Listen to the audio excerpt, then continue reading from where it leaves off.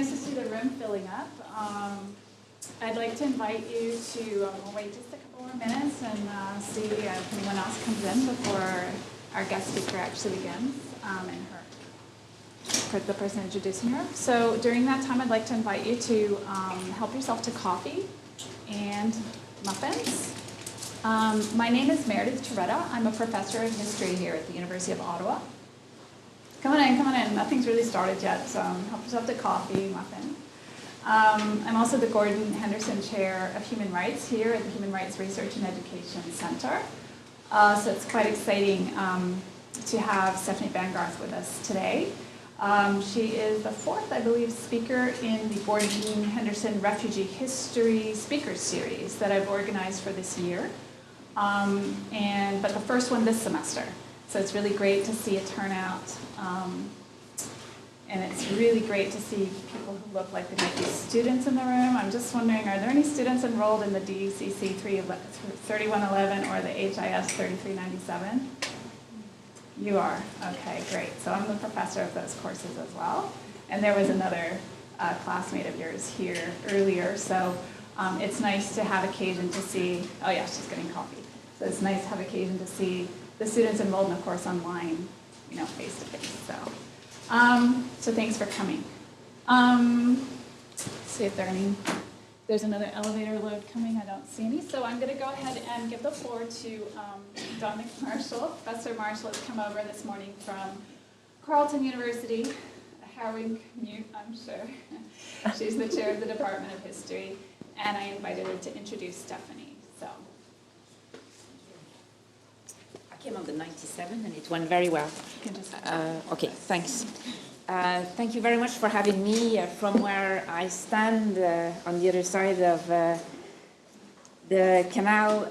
You people are doing a wonderful job. I hope I could come more often. Last time I was here, there was an exhibition on the Red Cross by Jean Amand, one of their photographs, and there was a panel on gender violence, and both things made their way into one of my articles. It was so good. So I am delighted to introduce Stephanie. Yesterday I was conducting a class virtually with my graduate students and some MA students in Berlin at the John F. Kennedy Center of Studies of North America who are studying Canada. And so there were German students there and some international students, Russian, Latin American, who were at the center.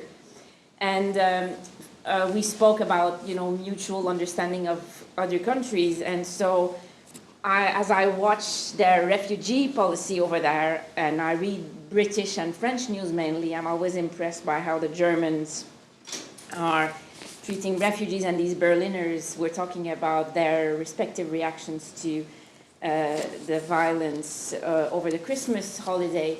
And so there was a kind of envy towards their cool-headed and quite welcoming attitude. And what they said is that they were envying Canada. And so I did not quite understand what they were talking about. They said, well, it's true in Berlin, there's a lot of refugees, a lot of welcoming attitude, but our citizenship laws are horrendous. So once they hear the anxiety is what's going to happen to them, whereas in Canada we see that once they're there, it's much easier to become a citizen and to work very readily. And this kind of mutual admiration, which was ill-informed in many ways and well-informed in others. And I think that what Stephanie does speaks exactly to these transnational jealousies, admiration, and differences. To speak about human rights and refugees in history in Canada, there's two very good people at the moment, and we've got one in the room, so it's wonderful. The other one is also local, Laura Madokoro, but between both of them, I think they have the best scholarship. And Stephanie now is writing the textbook about the history of refugees in Canada, and we're all waiting for it eagerly. Not only because we need one, but also because the way she does history is very interesting, complicated. It pays justice to a lot of recent historiographical endeavors. She talks about institutions, about local and international politics, about different social movements in Canada and abroad, about important people like the lawyer Andrew Bruen, about whom she's writing a biography, about different ethnic communities in Canada and all their funny and surprising alliances. And also she does comparative history very well. Her first book and her first studies of the World War II social movements on behalf of Canadian and American people of Japanese descent is truly, truly and thickly comparative. That was her PhD thesis, which she finished at Waterloo in 2004.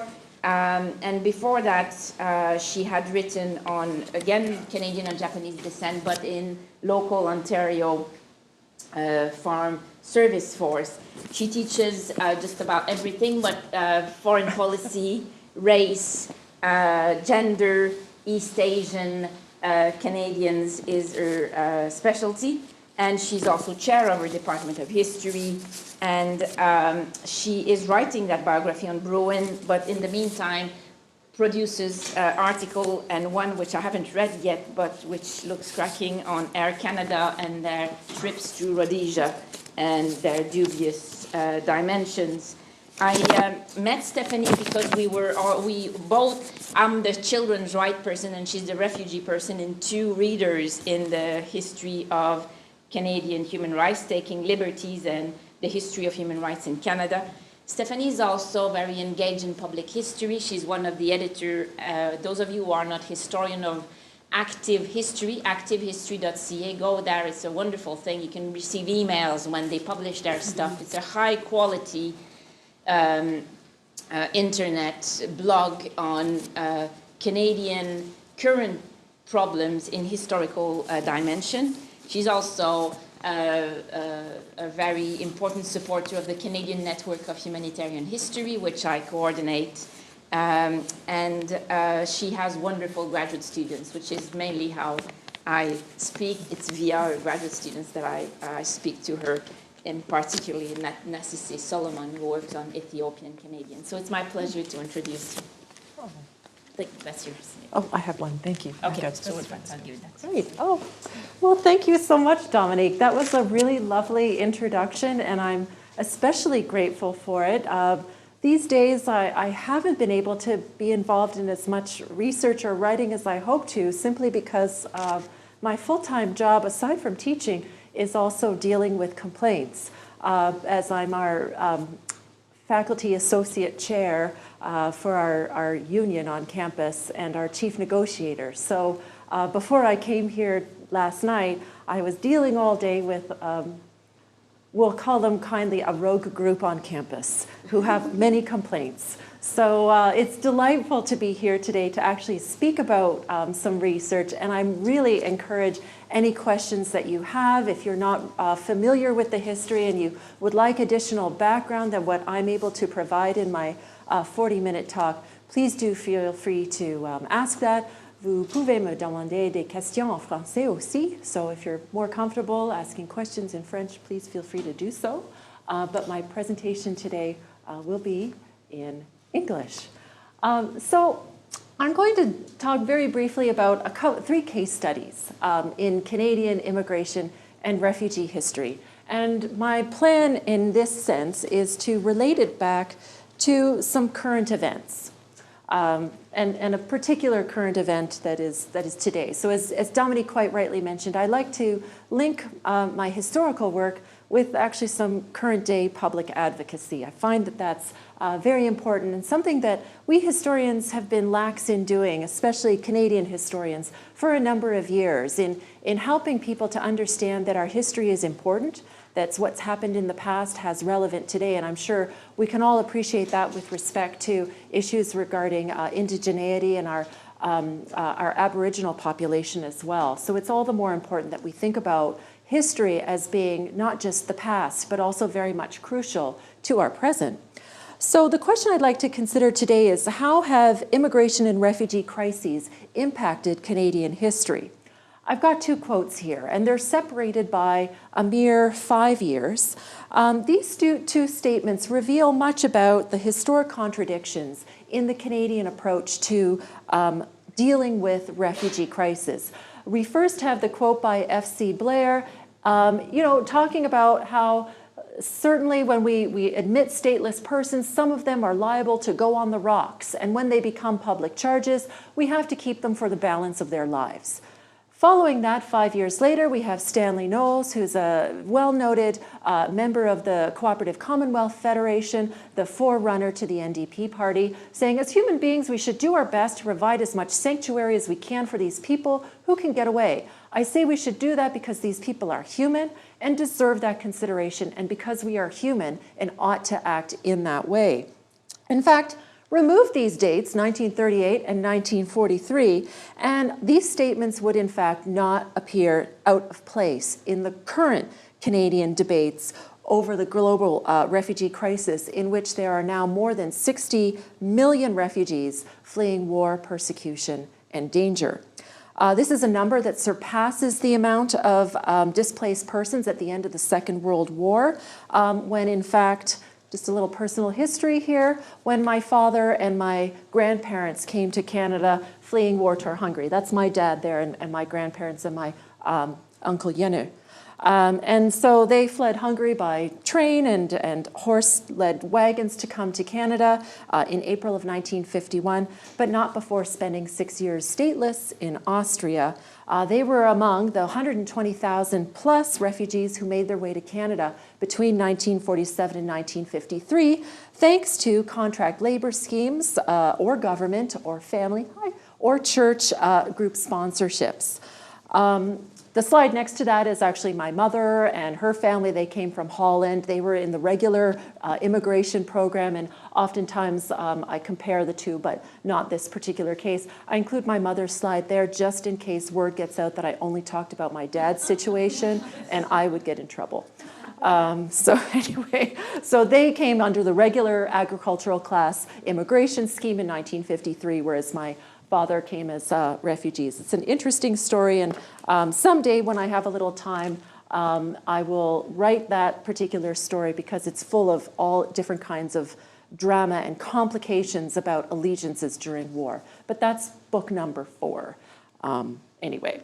All right, so today's roadmap, what I'm planning to do is highlight 3 case studies. The Committee for the Repeal of the Chinese Immigration Act. I'm going to cheat a little bit and talk about an immigration history case study, but it's relevant to a current day issue that I wanted to raise. The reception of Hungarian refugees in the 50s, mid-50s, and the reception of Chilean refugees. Of all the elements of Canada's immigration policy, we know that those relating to refugee history are often the most controversial and the most criticized. But for much of Canada's immigration history, we made no distinction at all, really, between immigrants and refugees. It wasn't really until the passage of the 1976 Immigration Act that refugees constituted an admissible class for resettlement. Until that time, special refugee admission schemes were made possible only by the passage of orders in council, which suspended normal immigration regulations and permitted relaxed criteria for screening to allow refugees in, such as my father's family, for example. Ministerial permits also achieved the same thing as well. So in the post-World War II period, Canada would see refugees come from around the world, such as 165,000 Eastern European displaced persons, of which my father's family were some, 38,000 Hungarian refugees in 1956-57, of which a great aunt and great uncle of mine were 2, 11,000 Czechs and Slovaks in 1968, 7,000 Ugandan Asians, which one of my PhD students, Shehzan Mohammadi, is defending in mid-March, and also over 6,000 Chileans in the period from 1973 to 1976. So what I'm going to do today is show how citizen activism around immigration issues evolved over the course of the mid-20th century, and how state and social justice issues clash then as they do now. There are a lot of comparisons to be made and relevant issues to be made, and links to be made between the past and the present over how we're handling refugee policy and refugee crises today. And as I mentioned at the end, I'm going to tie in these case studies to some significant changes being proposed and already proposed at the present to our current immigration and refugee policy. So following the end of the Second World War, or at least the Committee for the Repeal of the Chinese Immigration Act was in the midst of a very impressive advocacy movement working towards the elimination of the 1923 Chinese Immigration Act, colloquially known by many Chinese Canadians at the time as the Exclusion Act. The CRCIA, in its efforts to promote a more judicious handling of Chinese immigration policy, provides a really great illustration of coalition building in the early human rights movement in Canadian history. So the background to this is that there was a great deal, as many of you probably are aware, of significant anti-Asian sentiment building since the late 19th century in Canada, culminating in 1923 with the passage of this very racist act. It replaced the ineffective but lucrative head tax, once seen as a way to curb Chinese immigration to Canada. The law effectively, the Chinese Immigration Act, prohibited Chinese immigrants to Canada, with the exception of diplomats, students, and Canadian-born returnees. The law officially took effect July 1st, 1923, which many Chinese Canadians still refer to as Humiliation Day. And between 1923 and 1946, only 8 immigrants from China came to Canada. So effective were its measures and so restrictive were its measures.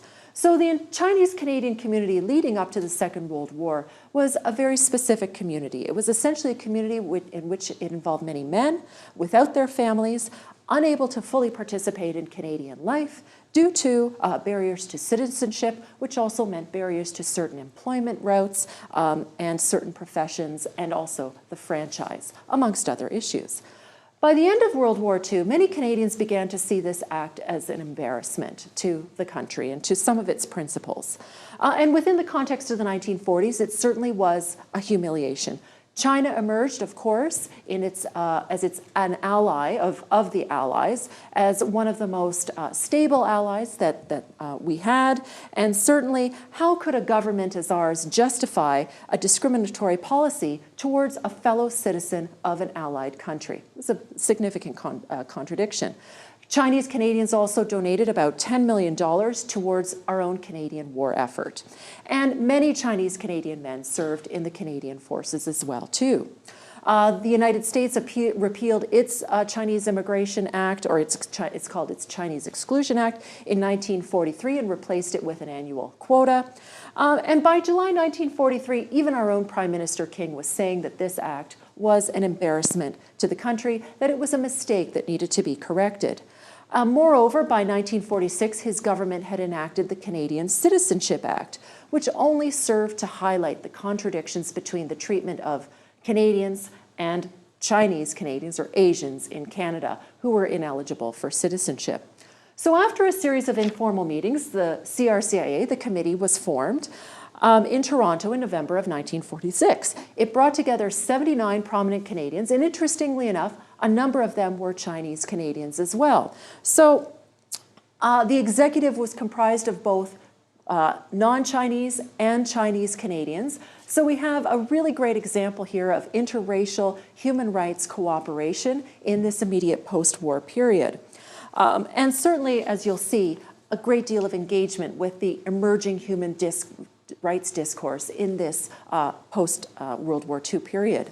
So what the CRCA did over the course of 1947 was it sent a number of delegations to meet with government officials, ministers, mandarins, all those types of individuals, sent briefs to members of parliament and to federal government, wrote numerous letters to the editor, really engaged in, before there was social media, as much of a social media campaign as possible in the late 1940s.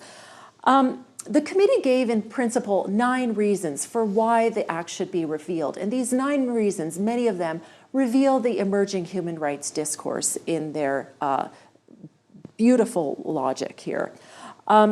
And certainly that one of the reasons was, of course, that the act was in conflict with the United Nations Charter, of which Canada was a signatory, that it was against, and I'm quoting here, all principles of humanity, morality, and social welfare by preventing normal family life for the majority of Chinese in Canada, as they were not allowed to bring in their spouses or children, and that it was contrary to principles of Canadian democracy. So that's one of the first briefs that they mention.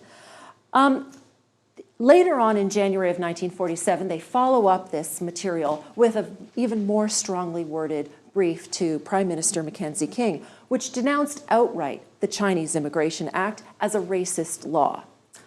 In appealing to the UN Charter, this second brief stated that Canada's actions were especially hypocritical given Canada's recent condemnation of South Africa at the United Nations Assembly for its treatment of its Indian minority. More significantly, the brief is really nicely illustrative of the shift from the language of British liberties, in which the individual is responsible for the facilitation of their rights, to a more human rights, collective rights approach. And the CRCA focused exclusively on the removal of all discriminatory anti-Chinese laws and policies, so its campaign really reflected the growing recognition in the immediate post-war period of the right not to suffer state discrimination against a collective, against a larger unit. So in May 1st of 1947, these appeals to, in many ways, human rights logic and discourse of the day had an effect. So on May 1st, 1947, Prime Minister King announces to the country that the government intended to repeal the Chinese Immigration Act. He explained that, and I'm quoting here from his statement, the effect of the repeal will be to remove all discrimination against the Chinese on account of race, but noted in his speech that, and I'm quoting again, there will, I am sure, be general agreement with the view that the people of Canada do not wish, as a result of mass immigration, to make a fundamental alteration in the character of our population. Large-scale immigration from the Orient would change that fundamental composition of the Canadian population. So we have here at nice juxtaposition the fact that, yes, we agree this was a racist law, but also let's make sure that we keep Canada white nonetheless. So restrictions against large-scale immigration from Asia would remain in place, frankly, up until immigration law changed in 1967, when a new, technically non-racial immigration policy was announced. So, one of the first campaigns here using human rights language with respect to immigration and race and our policies therefrom. Moving on to the 1950s, I'm showing you here a picture of my great aunt and uncle, who are two refugees from Hungary as a result of the Hungarian Revolution. They came to Canada on July 7th, 1957, actually this year celebrating their 60th anniversary of their arrival to Canada. They're very proud Canadians living now in Huntsville, Ontario.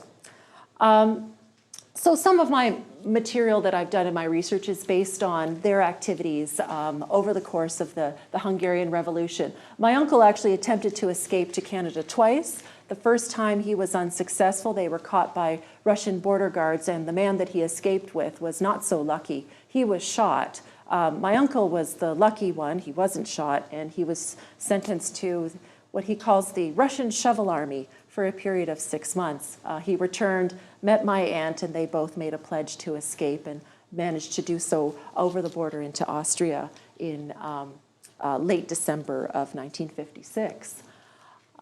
So when news of the Hungarian Revolution broke out in Canada in early November of 1956, at the time, Prime Minister Saint Laurent and his cabinet met to determine what Canada's responsibilities would be. What were we going to do in the aftermath of this refugee crisis that was looming in Hungary and in Central Europe at the time?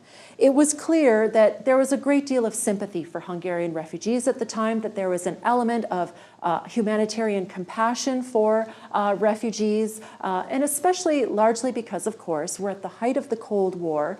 These are seen as individuals wanting to leave a communist country. They're refugees escaping towards democracy. So on the one hand, we have humanitarian impulses at work here, but we also certainly have Cold War rhetoric and political designs at work in the reception of Hungarian refugees. So, and certainly one of the cabinet members at the time mentioned that unless the West gives some expression of its solidarity with and sympathy for the Hungarians, we will have lost the last remnants of our prestige in all of Eastern Europe.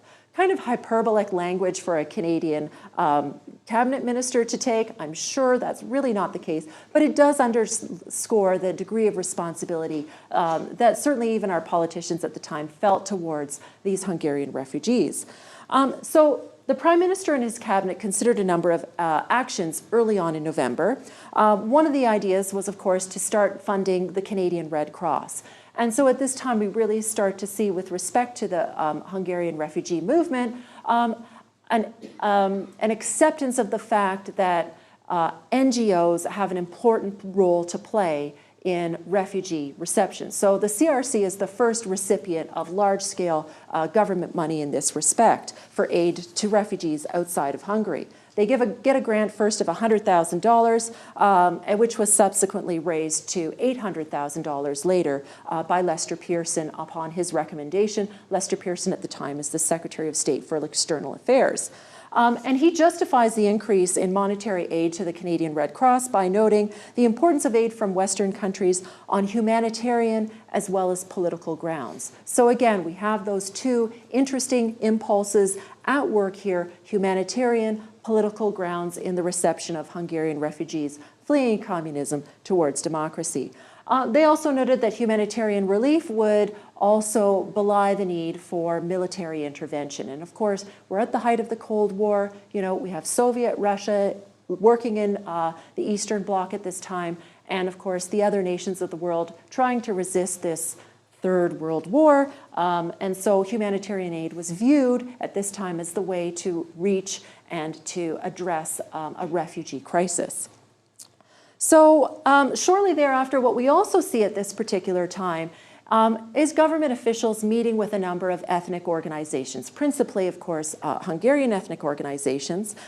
J.W. Pickersgill, who was the Minister of the Immigration at the time, really worked hard in this respect to involve the Hungarian community in both the reception of their own refugees, but also in involving them in creating policy for resettlement of Hungarian refugees. So in this particular movement, we see a lot of collaboration, a lot of cooperation between the Canadian government and refugee recepting agencies, in particular Hungarian groups, but also other representatives from other Eastern European countries, and also members of churches. Church groups were very significantly involved simply because of their transnational links with other European organizations with which they were affiliated.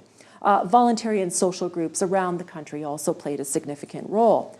So what emerged on the November 22nd, for example, was a clear indication of shared goals between the government, between the state, and voluntary agencies coming out of this particular refugee crisis in securing funding for refugees and in securing adequate reception for refugees. There was very careful examination of not only who would be accepted to Canada, but how they would be integrated in Canada. Something which, you know, I think the government may not be doing so well with respect to Syrian refugees today. They might take a page out of looking at the significant work that government collaboration with voluntary agencies occurring in this particular period in the 1950s. Historically, actually, such cooperation on matters regarding refugee reception between the state and voluntary agencies was not uncommon, especially in this immediate post-war period, for reasons, of course, that it was mutually beneficial. The agencies help people, which is their mandate, and the government is able to bring people over with the assistance of these voluntary agencies. In fact, citizens from Hungary who were in Canada already at the time managed to raise about $500,000 to support the over 38,000 refugees who would come. So in response to pressure from within and from without government circles, the government still needed to do more by late November. It was more than just a commitment of money and more than just a commitment of assistance for these voluntary agencies. The government also had to do away with a number of particular policies that were in place that impeded the flow of refugees to Canada at this time. So on the 26th of November, and I've got the text of this speech here, you can't read it, I know that, but I wanted to fit it all on one page. This is a speech that Pickersgill gives in the House of Commons on the 26th of November, which is often called the Magna Carta for the movement of Hungarian refugees. What did that speech say? Well, for the most part, Pickersgill reiterated his government's responsibility to receiving Hungarian refugees, but also his commitment in prioritizing the applications from these refugees, and moreover, that any individual or organization in Canada was free to sponsor immigrants, and that arrangements would be made for those refugees requiring medical treatment, and that refugees would be given assisted passage to Canada. So we have a statement here finally where the government's saying we are going to clear many of the policy obstacles towards receiving refugees to Canada, some of which were medical issues, some of which were also the fact that up until that time, it was very difficult for an individual or an organization to sponsor refugees. So in this case, this is really the first major period in our refugee crisis history where we have the ability for individuals, such as you or I, or a group of us to get together and sponsor refugees, which lays the groundwork for our current private sponsorship of refugees program today for the most part, although not often is that cited in that history.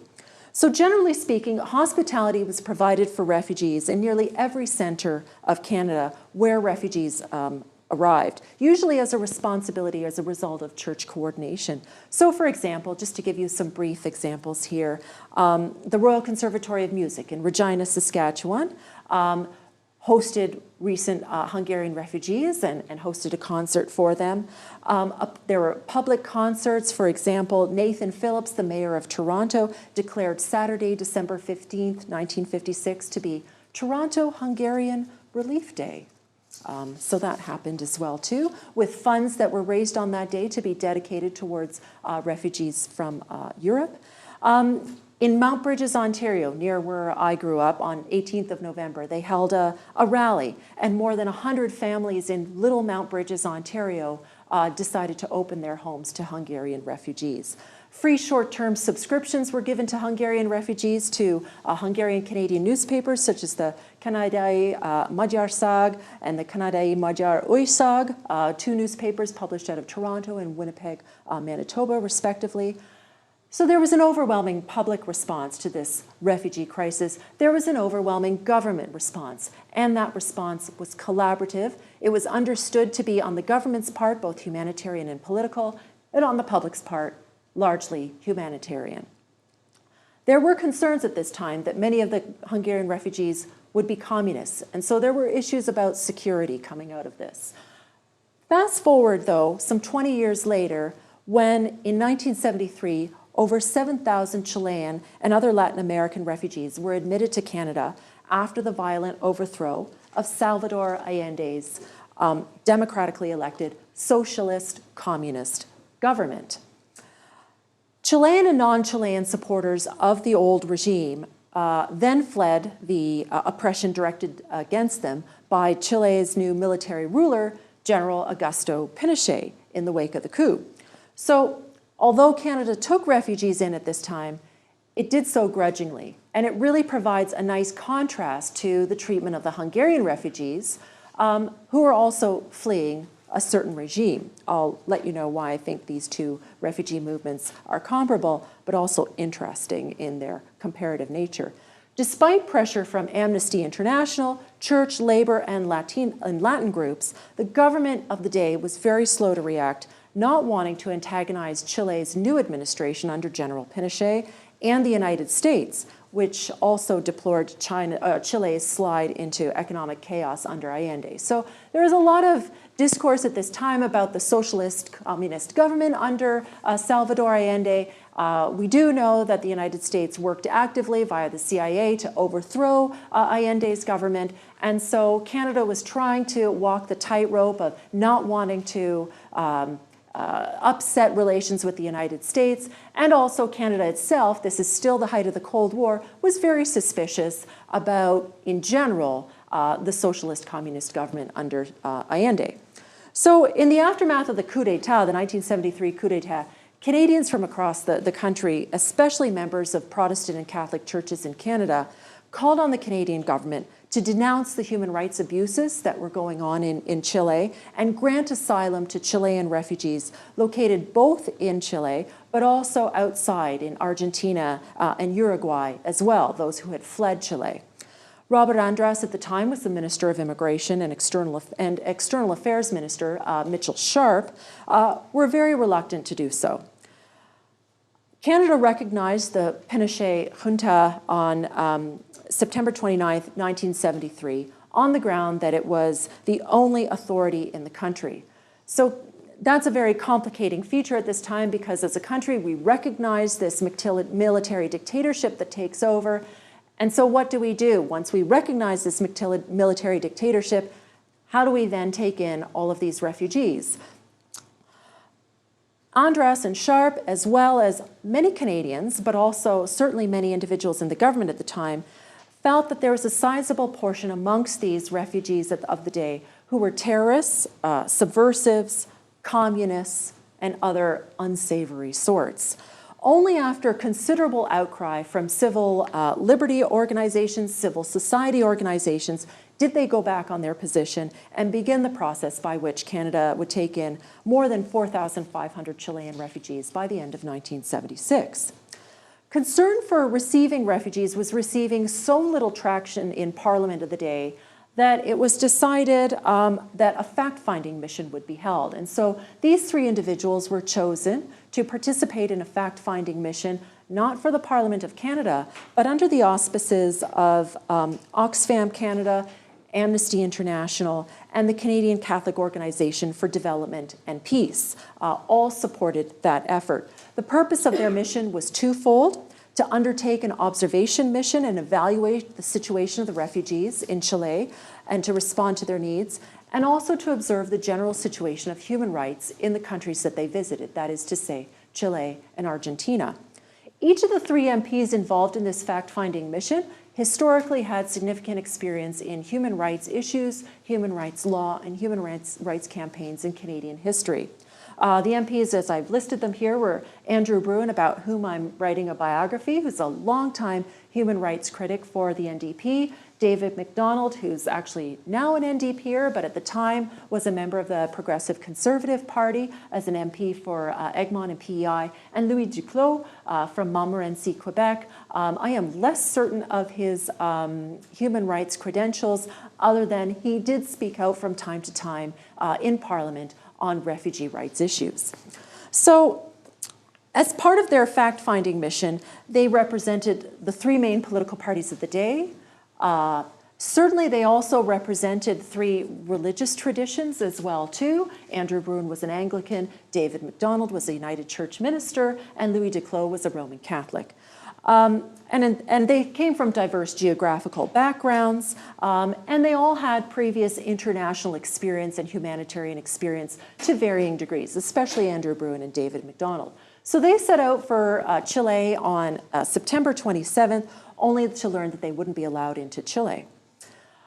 Nonetheless, they go to Argentina, they go to Uruguay to see what's going on there. They return back on October 11th, 1976. They met with various officials, such as UN officials of the day, human rights organizations in both those countries. As part of their mission, they also examined Canada's program to assist refugees. As no refugee policy was specifically in place at this time, measures were done, as I mentioned before, on a group-by-group basis. So as of July of 1976, the Canadian government pledged to accept 6,000 refugees from Chile, with 4,500 already in Canada. But what the three of them found was that the government was extremely slow in allowing these refugees come to Canada. More slow than even when they accepted 38,000 Hungarian refugees before then, even before accepting Ugandan Asians, before the Czechoslovakians in 1968 as well. So the main concern was accepting refugees with such a lengthy delay process, which jeopardized their safety in their countries, whether they were in Chile or Uruguay or Argentina. The refugee processing of their applications from Chile took on average 4 weeks, during which time they could be seized by Chilean officials and whatnot. No similar delays were encountered in any other previous refugee crisis reception in Canadian history at this time. The government for the Chilean refugees also did not do away with prior medical screening or security or immigration procedures as they had done in previous refugee situations. And it was also found that in Santiago, they turned down a high proportion number of Chilean refugees to be able to come to Canada on the grounds that they compromised the security of Canada. Immigration officers were also found to be treating Chilean refugees differently in that they were being adjudicated as ordinary immigrants rather than as refugees in a crisis situation. So they were using similar forms and questions based on the point system at the time, which is not really how you're supposed to be treating refugees. We do know that now. At the time, that's what they were doing to prevent the high number of Chilean refugees from coming to Canada. Basically, the problem was that the RCMP selected or suspected a lot of Chilean refugees as being communist subversives, and that they would be communist troublemakers once they got to Canada. And that's how the government painted these Chilean refugees as well. And this was certainly out of step with the views of the Canadian population, many of whom belonged to organizations who wanted to accept large numbers of Chilean refugees and who found the government's defense of security issues to be rather specious, especially because, of course, people noted that these were refugees fleeing, in many ways, a right-wing government. So there were questions about that.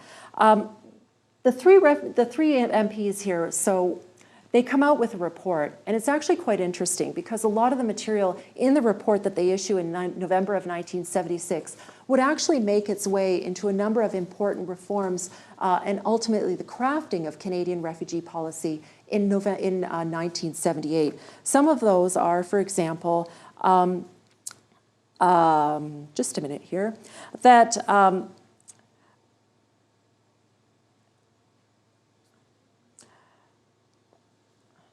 sorry, I've just lost my place here. So one of them would be that legislation be clearly designed to define who was an immigrant and who was a refugee, that there should be suitable application forms specifically designed for refugees, that those should be prepared, and that the United Nations accredited refugees be considered refugees for the purposes of Canadian immigration. To varying degrees, all of these recommendations would eventually make their way into the 1978 policy revisions. There was considerable friction in this particular case between the NGOs of the day, church groups, and refugee organizations and the federal government. Numerous agencies called for the United Nations protocol definition of refugees to be incorporated into the new Act. Many hoped that this would avoid a repetition of Canada's unresponsive attitude towards the Chilean refugee crisis. And I must say as well, too, not all Canadians were fully on side. Even today, some of you may recall back when Canada Reads on CBC was being discussed in 2012, and Carmen Aguirre, her book on her own time and her own reflections, her biography of her time in participating in the military or protesting the military coup in Chile and being part of the underground resistance movement, made its way as one of the controversial winner of Canada Reads 2012. And Anne-France Goldwater, who's a human rights lawyer in Montreal, Quebec, this is the famous quote from her summary of Carmen Aguirre's book. Carmen Aguirre is a bloody terrorist. How we let her into Canada, I don't understand. That quote is nicely emblematic of a lot of the sense that some Canadians had towards the security concerns that Chilean refugees presented. This is just a newspaper article of the day, and you can see here one of the signs that one of the protesters has is, "Keep Marxist gangsters out of Canada." So it's clear in the case of the Hungarian refugees who were fleeing communism, we're okay with that at the time, and our government's okay with that. but individuals fleeing a so-called right-wing regime, bringing with them their left-wing political beliefs, are somehow problematic to our political or democratic well-being. And that was really a lot of the basis behind the Canadian government's reluctance to accept Chilean refugees at the time. So, as can be seen with the Chilean refugee situation, and perhaps not surprisingly, the relationship between voluntary agencies and the federal government was never quite the same, again, even into the 1980s, even into the 1990s, and even today, in fact, with the Syrian refugee crisis. In the decades that followed, many of the organizations that I've cited in my work have remained very strongly associated with refugee reception, but not as strongly associated with collaboration with the government. So NGOs and refugee reception organizations increasingly have taken on the role of opponent with government rather than as partner. And so it's for this reason alone that the Hungarian refugee crisis really remains as, I think, and the response that followed to that crisis remains as a pinnacle event in terms of Canada's policies towards receiving refugees with largely open arms, and also in response to transnational advocacy and collective social movements. It proved, at least the Hungarian refugee movement, proved that at least a combination of international and national pressure could, at least under certain circumstances, lead to more humane Canadian refugee policies, even if only momentarily.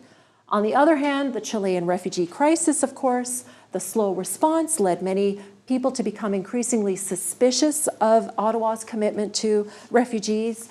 And as many scholars of Canada's refugee and immigration policy have noted, the response to this crisis helped foster the perception that the federal government is largely more willing to accommodate refugees fleeing communist regimes on the left than those escaping fascist regimes on the right. The case of the Committee for the Repeal of the Chinese Immigration Act also represents an interesting and long-standing conflict between the desires of Canadians to be reunited with their families and the desire of the state to regulate access. So many Chinese Canadian families would in fact have to wait until the end of the 1960s to be fully reunited with their families in the aftermath of the 1923 repeal in 1947 of the Chinese Immigration Act. So they'd have to wait almost a further 20 years to be reunited with their families. Sponsorship of family members was later introduced for immediate family members only, as we know in immigration history.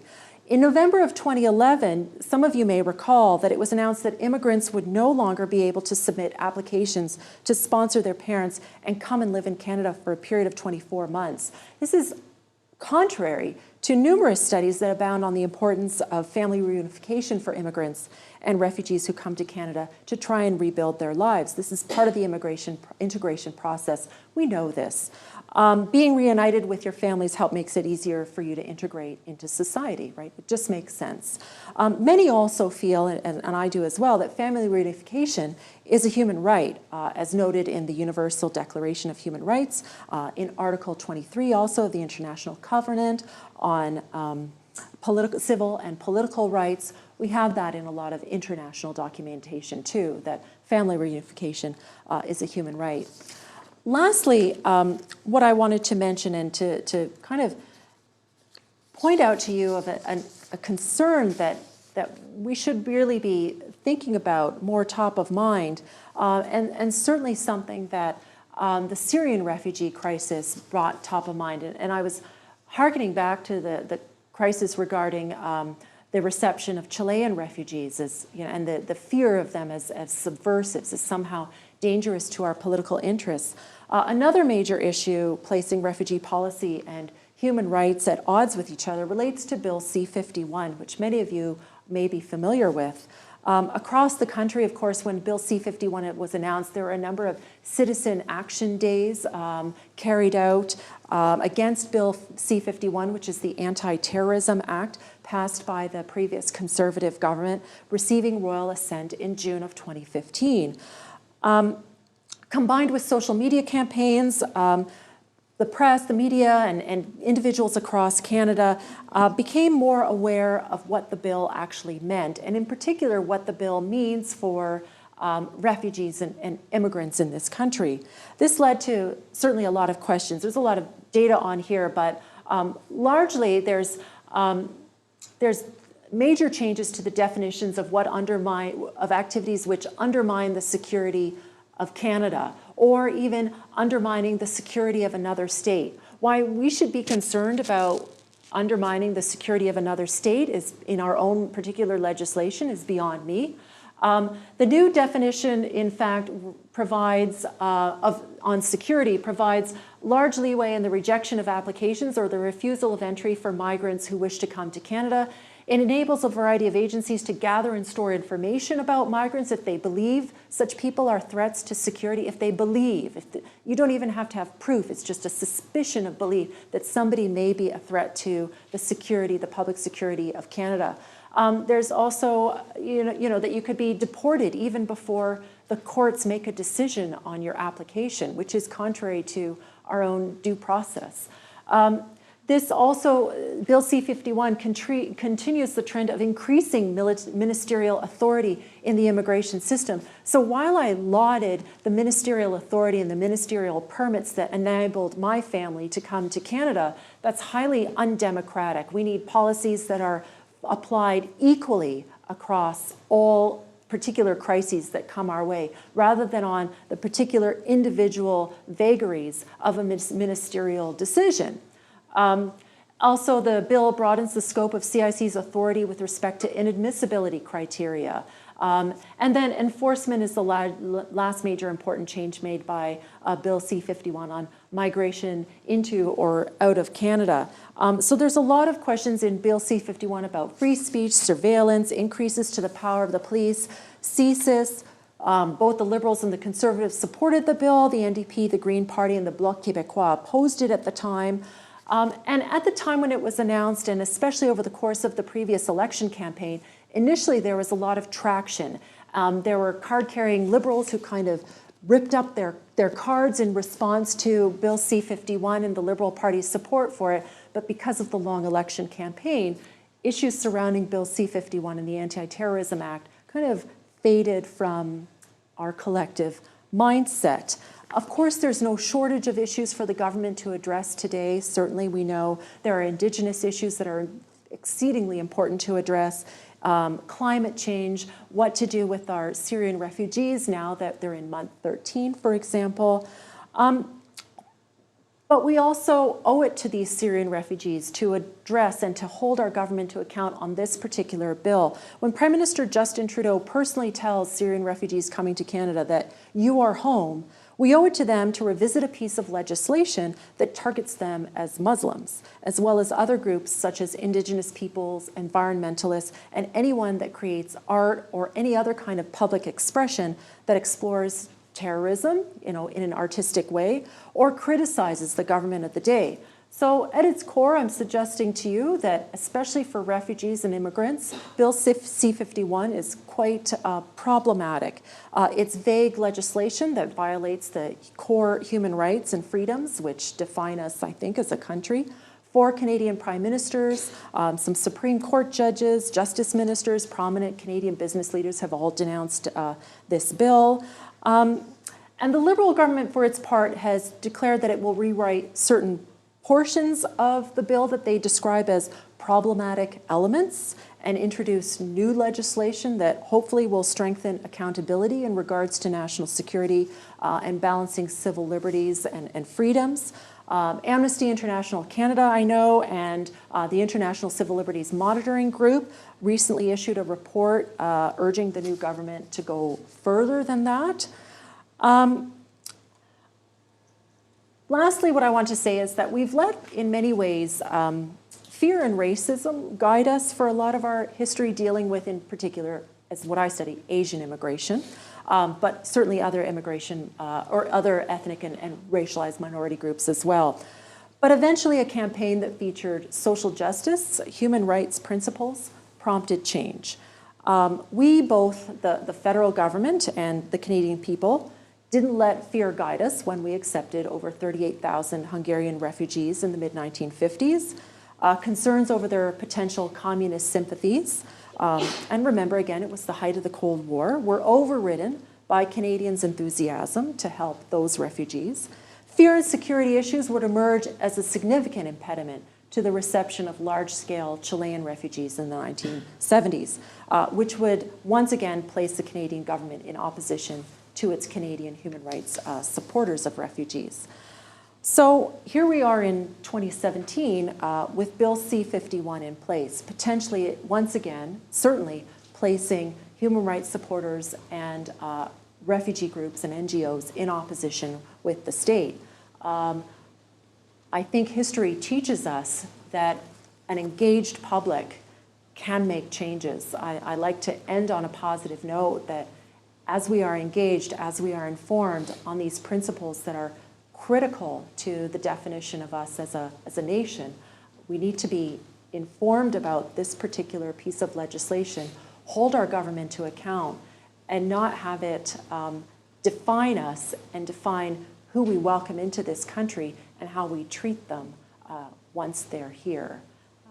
And that's the end of my talk today. Thank you.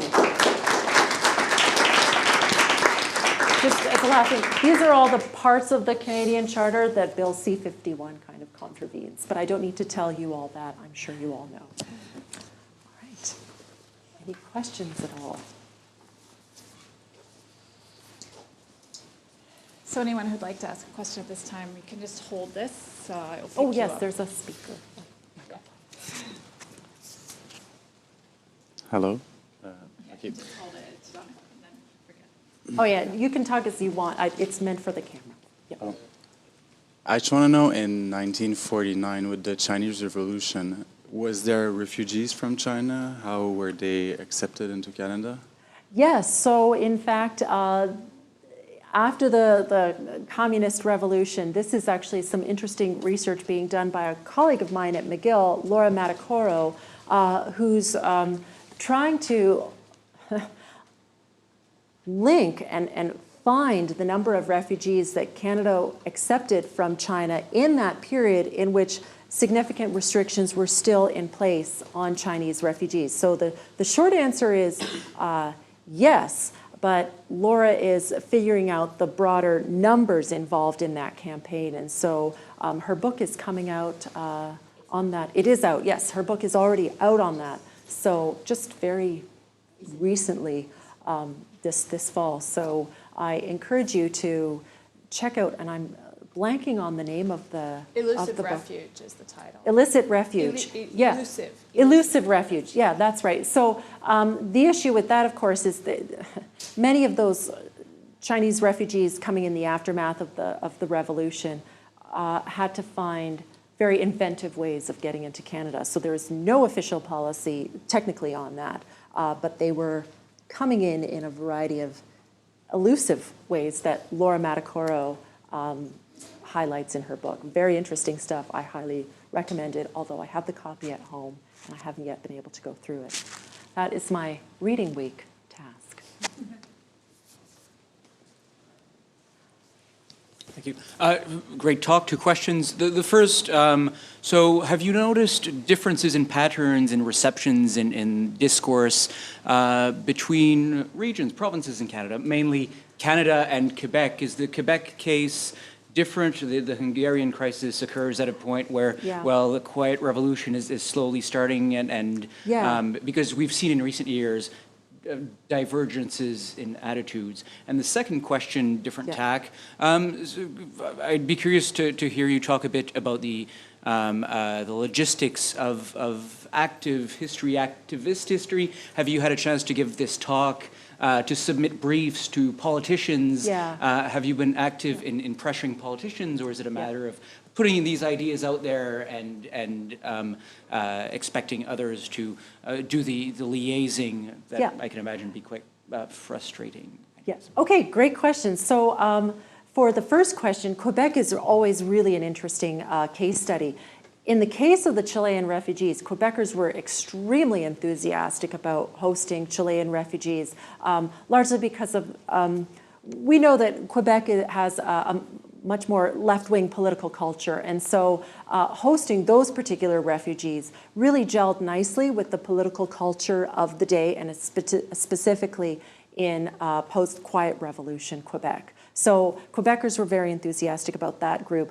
They were also enthusiastic about Hungarian refugees as well, which is very interesting to me. There's this lovely manual that I have from my time at the archives, in which it's all in French, and it's descriptions. It mirrors, of course, the English-Canadian manual on how to host your Hungarian refugees, indicating that they like their food a little spicier. They use a spice called paprika, which you may not have heard about. They're saying that, of course, in the guide. And that they're a music-loving people.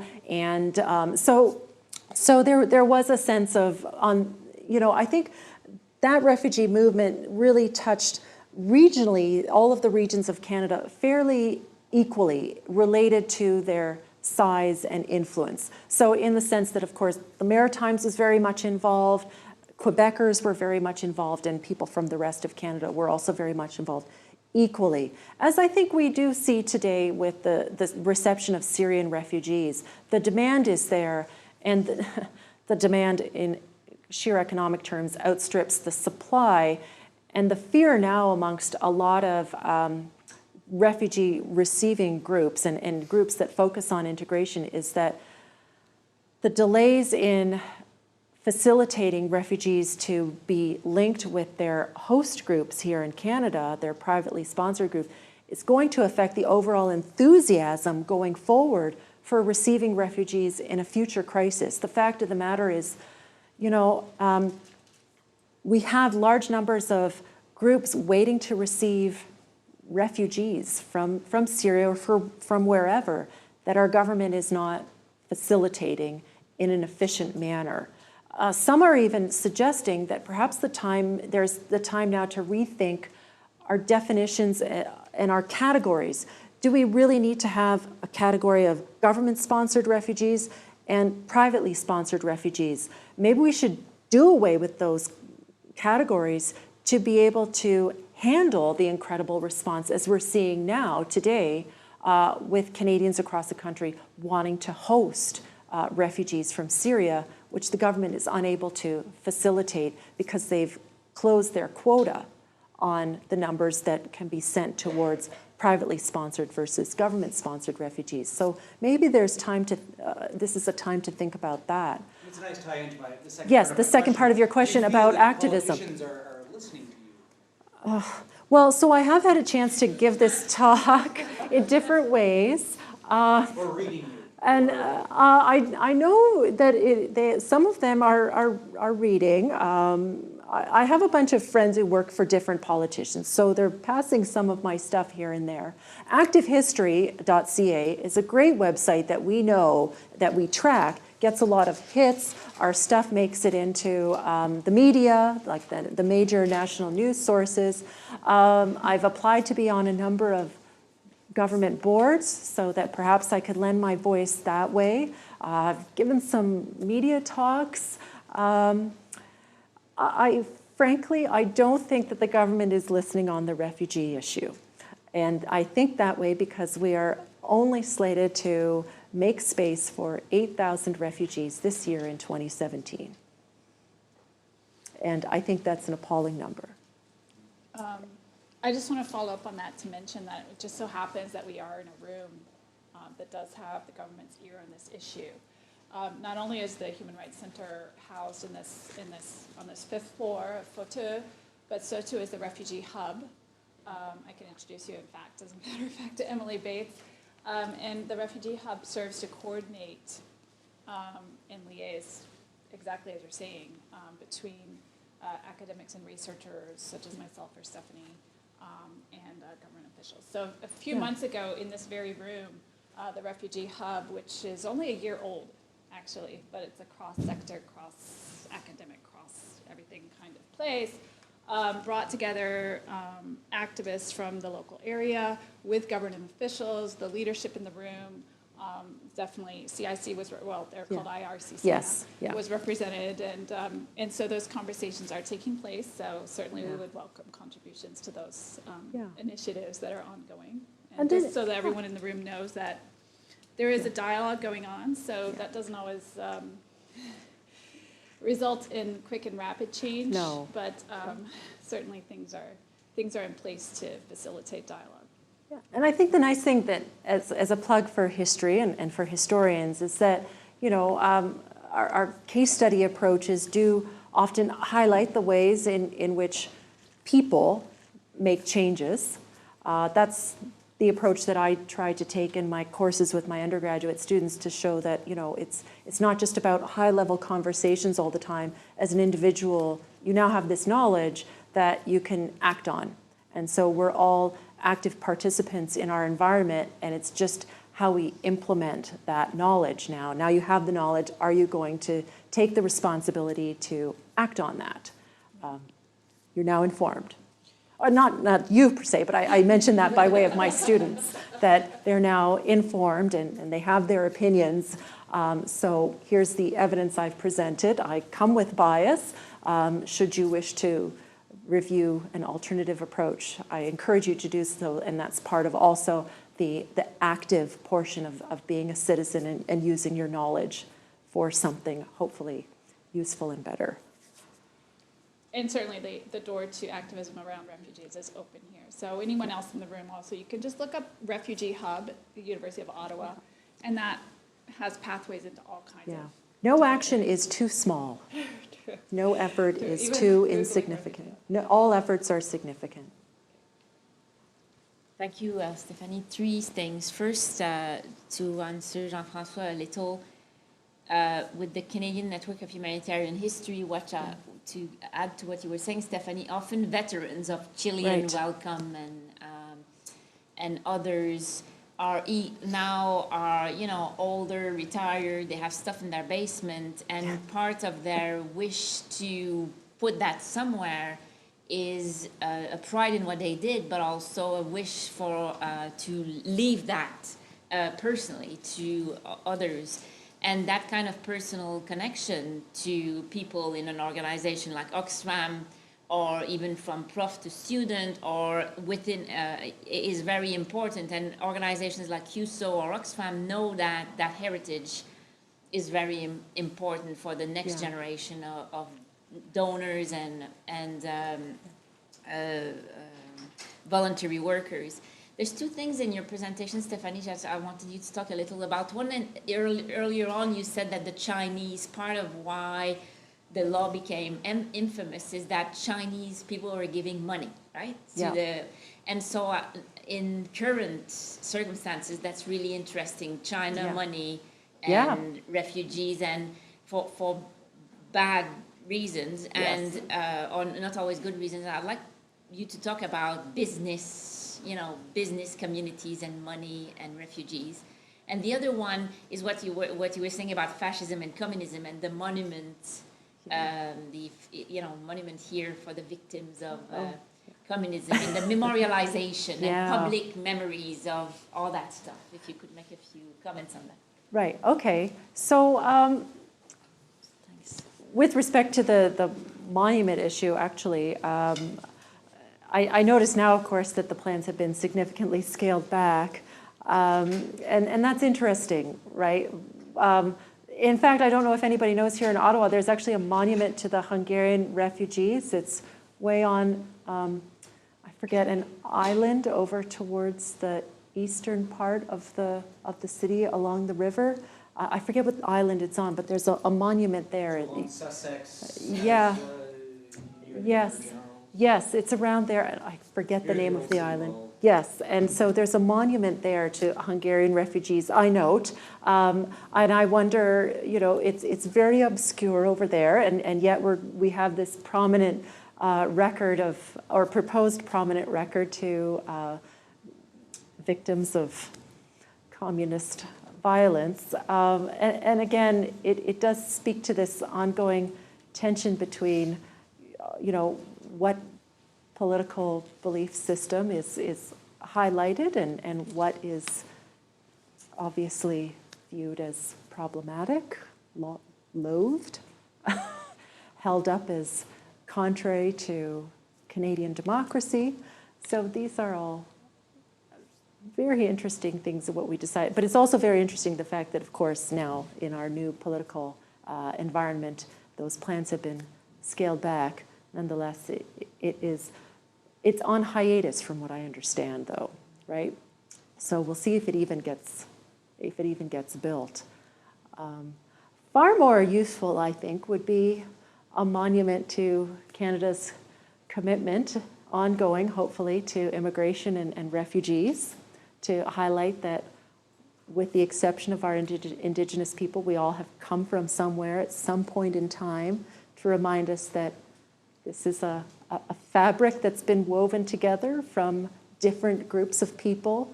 I think that would be a far more useful monument and something that could be educational, at least, to encouraging Canadians to think about their fellow individuals not as security threats, but as fellow citizens and members of society.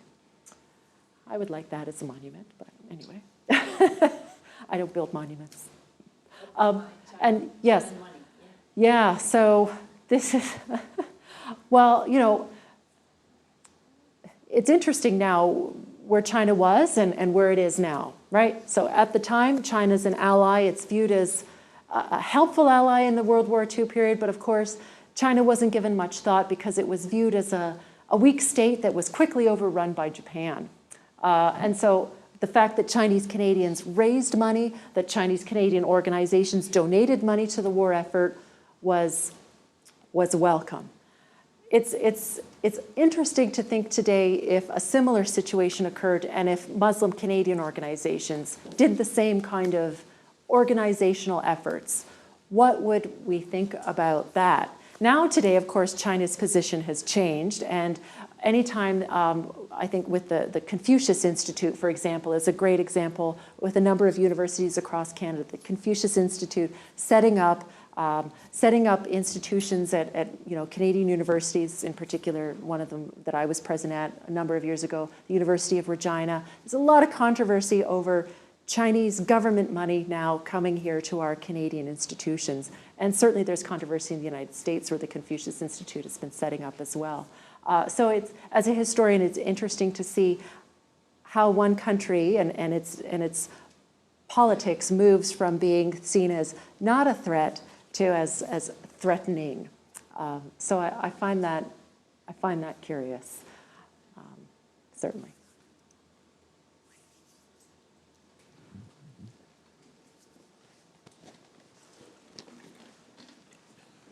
You were saying that people can make change.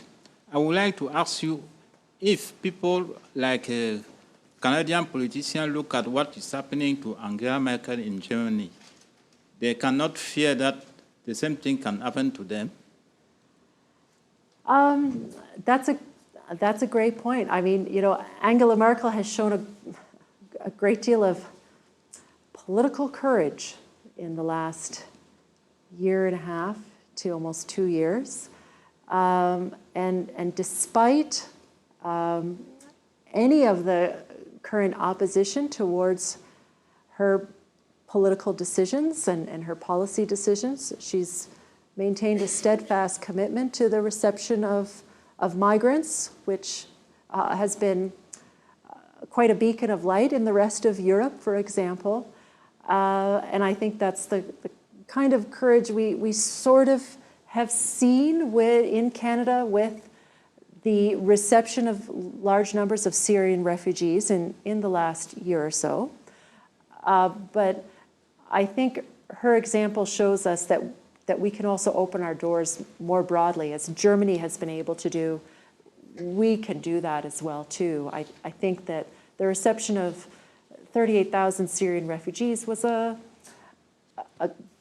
admirable number, but I think that we can open our doors more broadly. And again, I just point to the fact that this year we're slated to just accept 8,000 refugees, that there's 8,000 spots open for refugees is truly problematic. And yeah, that's the government-sponsored number. That's truly a very problematic number. And now we've seen a change in the ministerial portfolio for citizenship and immigration. So maybe the time is right to obviously pressure that new person in that role to have a rethink about what we're going to do, because if Germany can do it, we can do it. I mean, in the late 1970s, we accepted over 70,000 Indo-Chinese refugees from war-torn situations in East Asia and Central Asia. So we can most certainly accommodate more people and reunite families as well too, which is key to success for anyone making their way into a new country and migrating. It's about political courage, and we all know that oftentimes politicians may balance that against re-election quests.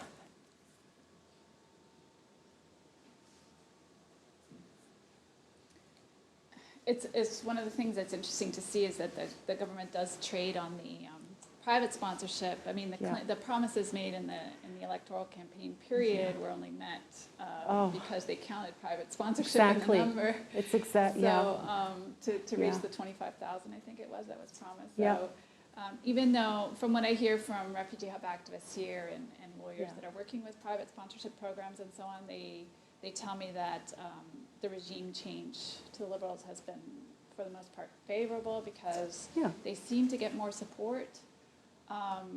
But that's actually one of the questions I wanted to ask you is because you have this sort of polarization between refugee activists or those who have a vision, a welcoming vision of welcoming refugees. And I like to think that also too our government does as well, right?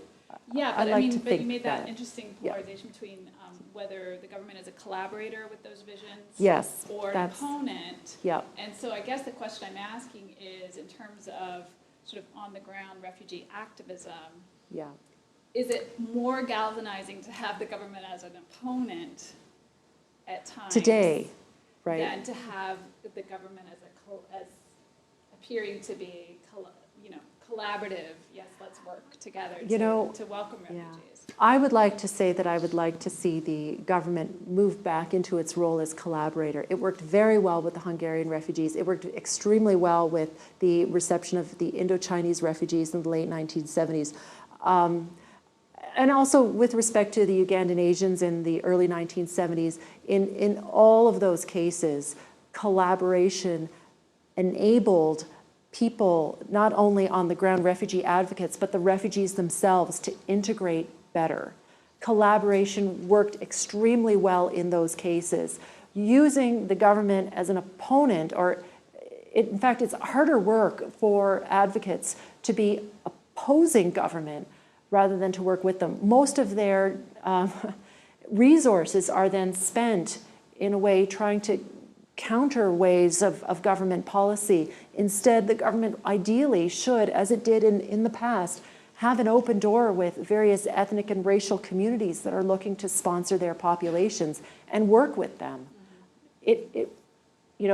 History shows that those particular efforts worked and worked well for the government too. A more efficient use of their resources and their time. Are there any further questions?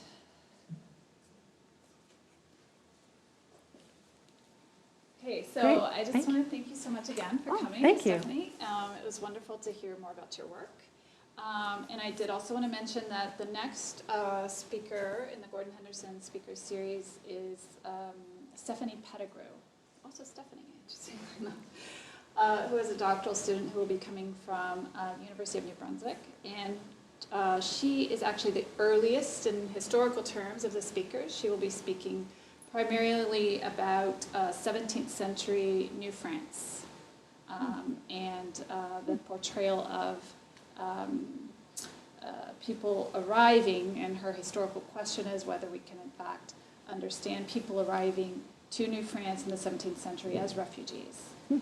So that is the 15th of February, the day after Valentine's Day, day before you can have a little chocolate, make a little love, be in a good mood, and then come to hear Stephanie Pettigrew. And that event will be taking place in the Desmarais building rather than here in the center. So go to the Human Rights Research and Education Center website for further information about Stephanie Pettigrew's talk. Great, thank you. Great.